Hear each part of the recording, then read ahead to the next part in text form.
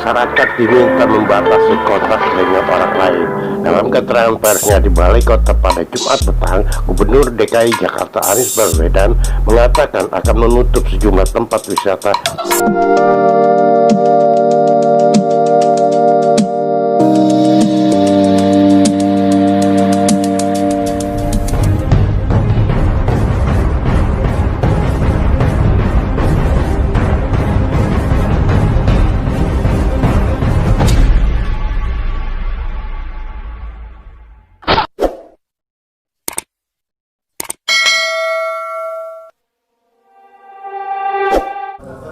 Jakarta tidak melakukan lockdown, tetapi Jakarta meminta kepada seluruh warganya, kami memberikan seruan kepada seluruh masyarakat, sebisa mungkin mengurangi kegiatan di luar rumah, kecuali yang urgen.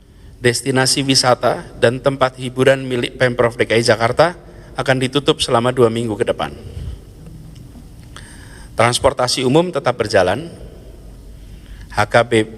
BKB atau Car Free Day ditiadakan 2 minggu ke depan. Itu artinya kalau kegiatan tempat wisata, Ancol tutup, Ragunan tutup, Monas tutup, museum yang dipegang oleh DKI tutup. Saya menyampaikan ini jangan untuk panik, bukan untuk panik, tidak perlu panik, cukup mengurangi interaksi.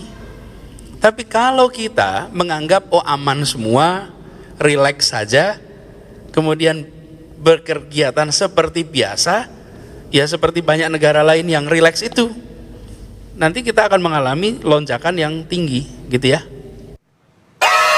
Kami kutip dari situs coronajakarta.go.id, ada 17 tujuan wisata yang ditutup sementara selama 14 hari ke depan, yaitu kawasan Monas, Ancol, kawasan Kota Tua, Taman Marga Satwa Ragunan, dan Anjungan DKI di Taman Mini Indonesia Indah. Lalu Taman Ismail Marzuki, PBB Satu Babakan, Rumah Si Pitung, dan Pulau Onrus. Selanjutnya yang juga ditutup adalah Museum Sejarah Jakarta, Museum Prasasti, Museum MH Tamrin, Museum Seni Rupa dan Keramik. Terakhir ada Museum Tekstil, Museum Wayang, Museum Bahari, dan Museum Juang 45. Penutupan berlangsung selama 14 hari ke depan.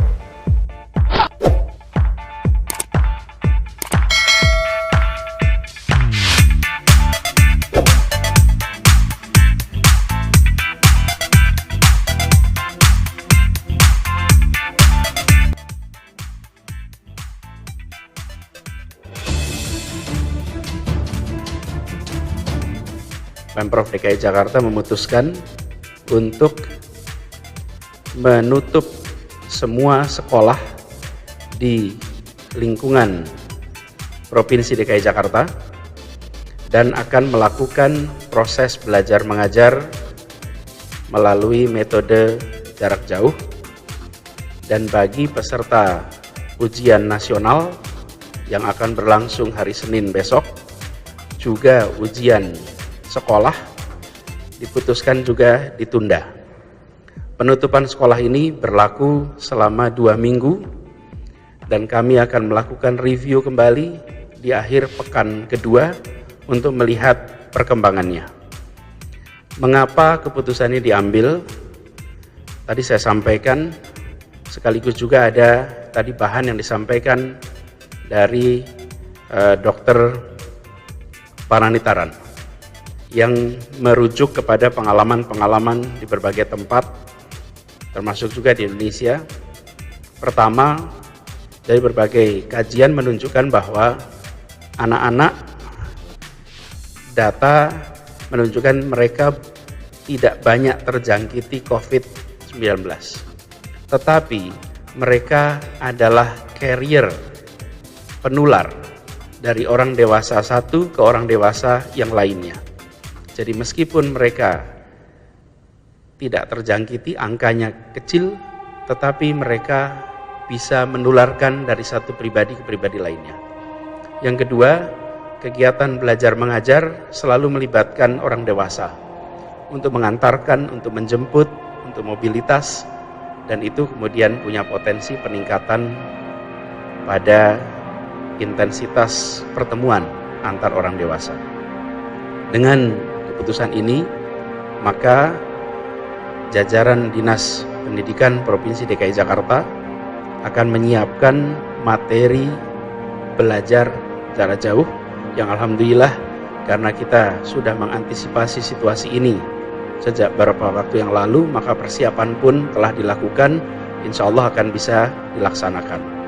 Bahan-bahan untuk orang tua, untuk guru, siswa, kepala sekolah, itu semua insya Allah akan siap sebelum hari Senin. Dan Dinas Pendidikan berkoordinasi dengan semua unsur untuk bisa melakukan itu semua. Pemprov DKI memutuskan menutup sekolah, tapi di Jakarta bukan hanya sekolah. Ada kursus, ada pendidikan informal, non-formal. Kami menganjurkan kepada semua sebuah himbauan, sebuah seruan untuk menunda kegiatan belajar mengajar secara langsung. Lakukan dengan metode jarak jauh, lakukan dengan proses digital.